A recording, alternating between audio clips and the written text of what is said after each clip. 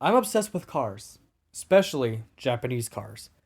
But that gets me wondering, why do Japanese cars have this lifetime community among friendship with other people where we just sit there and talk about cars? Why am I so intrigued of going to car shows and I'm seeing a lot of these Japanese cars? It gets me wondering, it builds up friendship among others, where you can basically turn wrenches and modify them as much as you can. But that gets me wondering, how do Japanese cars live up to competitors? JDM, standing for the Japanese domestic market, refers to vehicles specifically crafted for the Japanese market. But how do we get there? To best understand how Japanese automotive culture made its way to the States, where we must examine what everyone stateside is so obsessed over bringing these vibrant cars, these exotic cars that we can take to the States, modify them, and build up a communication and relationship with other people. But where did that all happen? So let's go all the way back to the 1980s. During the 1980s, Japan manufacturers started making superb sports cars, example including Japanese cars everyone should drive at least once, such as the Toyota AE86, the original GTR Skylines, or officially the Godzilla, and a lot more vehicles. But where did that happen? Japanese cars are known for their performance as many of them are built in high horsepowered engines that can easily pack a punch. But what really makes Japanese cars so special is their attitude. These cars exude confidence, that excitement as they seem to be a good time, where you can modify them to build 500 or 600 horsepower. Back then, when the Subaru, you can go rally with them. Basically, Japan had a law back in the time where they had a law of 276 horsepower to basically create safety for the people on the roads. And you can still rally on places, but it brings safety when you're driving the car, when you're rallying, doing stunts, keeping the safety as you're drifting through the corners of the streets. 276 horsepower was the limit to where cars engines can go. But where did it all happen? Well, jumping to the 1980s, Japan experienced an economic boom and rapidly became a global powerhouse. But nowadays, you can find a vibrant, fast-paced society that's driven by technological innovations, agricultural technological innovations, and bringing the wealth of materials where you can craft something from way back when with airplanes. You can use airplane to build engines. You can take all the scraps from these airplanes and build cars with them. And that's what happened during the 1940s, 1950s, where Japan was trying to basically build up their economy after their initial surrender of Japan in the end of World War II. So basically, Subaru came along in 1953.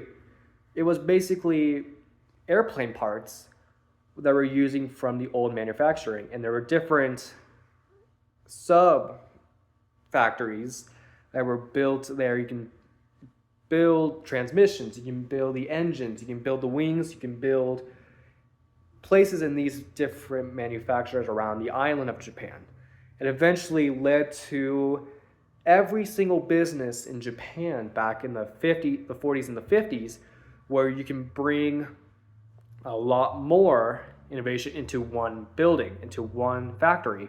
And thus, Fuji Heavy Industries was founded, where now they created something, a low-K car, the Subaru 360. Eventually, well, the Subaru 360 was a dismal failure when it brought to the States, where under United States codes, where like if you're building a car, you have to go through the crash tests and emissions, the weight, and everything.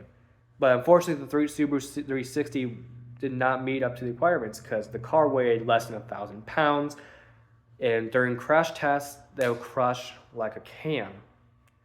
But over the time, as Japan was trying to build up their economies, eventually 70s into the 80s, where groundbreaking technological advancements in agriculture and manufacturing bring all these companies together into one specific area, and eventually rebuilding and advancing led to the economic boom in the 1980s and the 1990s. And this marked a pivotal era for Japan, altering its cultural landscapes and leaving lasting impressions for future generations. Japanese cars have this community, it's so vibrant, where I can go up to somebody at car shows and say, hey, I want to interview you. What makes Japanese cars so special? And they go, it's just the creative advantage where I can turn wrenches, I can create something, I can have a GTR where I can rebuild, and or a Honda Civic. I can take a Honda Civic I bought for $2,000, for example, and I can modify it. I can rebuild the transmission. I can rebuild basically anything out of it and create more horsepower. I can create more torque. I can create more stuff to the Japanese car. And basically with Subarus as well. Subaru perfected the Boxer engine and the transmission over the years.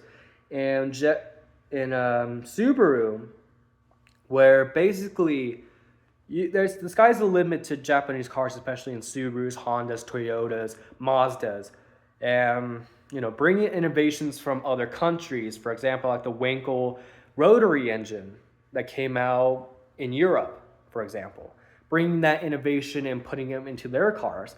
Boxer engines, starting in the old Volkswagens from Germany, bringing that to life, and now Subaru became the powerhouse of Boxer engines.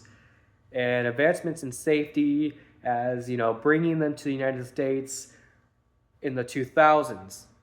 So the first STI didn't come into the U.S. shores until 2004. Let's see what else. 1998 saw competitions with World Rally against Subaru, STIs, Evos, FDs, creating these really good stunts that you see online. Breaking records, breaking the odds of what these cars can do. But car culture began earlier than that. Going to the first Fast and Furious film, years prior to that, the Japanese market was only testing the waters with sport cars. Mostly sporty vehicles were excessive to Japanese since that point. American consumers wanted comfort over speed.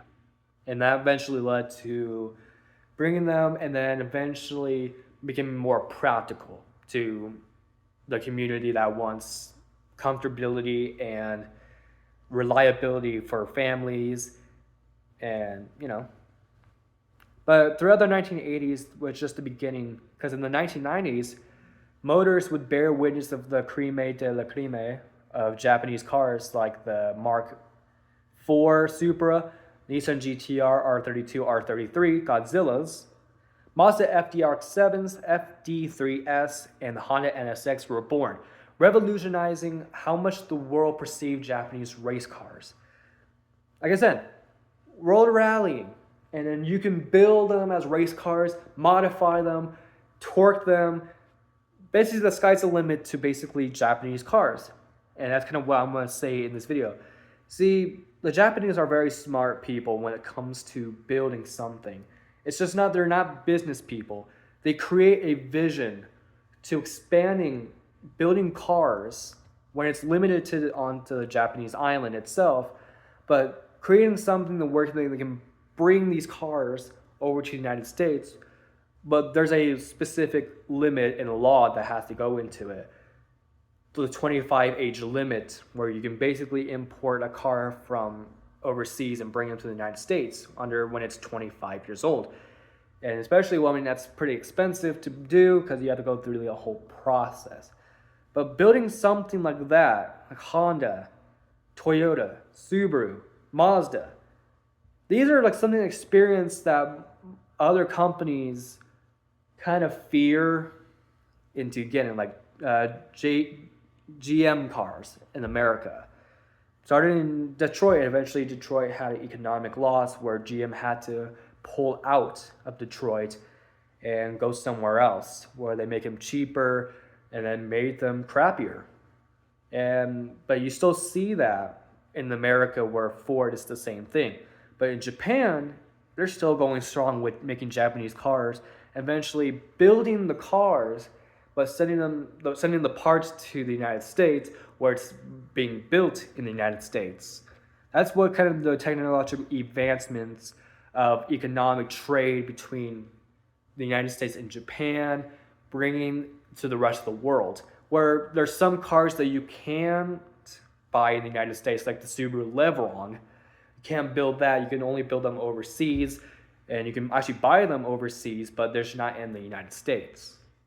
So that's kind of what that community of Japanese cars, it's bringing that technological advancements in agriculture and basically building something that brings a vibrant culture to other people. So that's what I want to say about Japanese cars.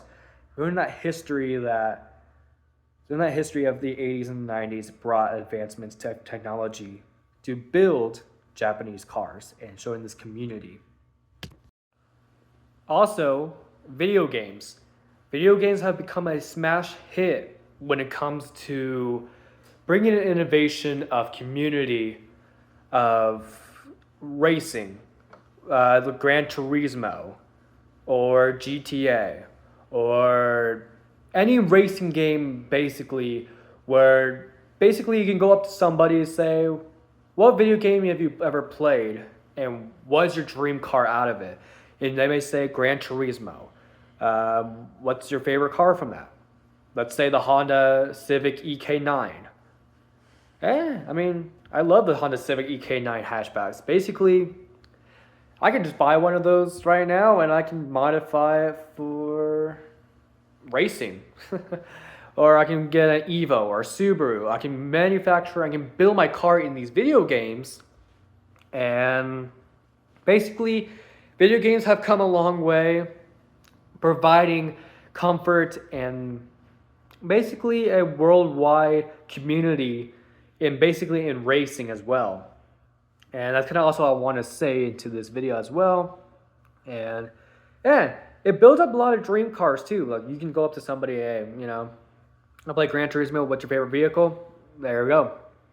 And like I said, it's a fun experience to get to know the community basically in video game form as well when you're playing racing games too.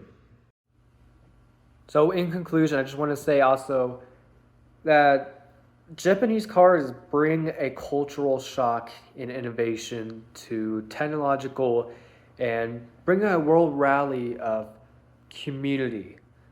And, like I want to say, these Japanese are not business people. They are innovators. They are inspiring other people. When they build these vehicles, they make them with passion. And something that we can take them to the United States and we can race them. We can modify them. The sky's the limit to build and communicate with other people about what's their favorite vehicle and go around the car meets where they say you can see a modified Mazda Miata or a EK9 or a Subaru STI or a Impreza or anything like that. And it's just like, it brings the community together, especially in the racing world. Gran Turismo. You can go up to somebody and say, okay, what's your favorite manufacturer? What's your favorite car brand out of that? And there you go. There's your answer to that. And you build up a community you build up a conversation with other people when it comes to events that you meet when they're, bring their cars, especially when they're in the Japanese cars. That's more of a conversation starter. What's your favorite car? Why do you like this car? And what plans are you going to do with this car in the future? It's kind of something that you want to tell people and ask people. And basically that's what Japanese culture kind of is too, that really brought up an economic powerhouse into building something with passion. So that's what I want to say. Thank you guys so much for watching this video. I'll see you guys next time. Bye.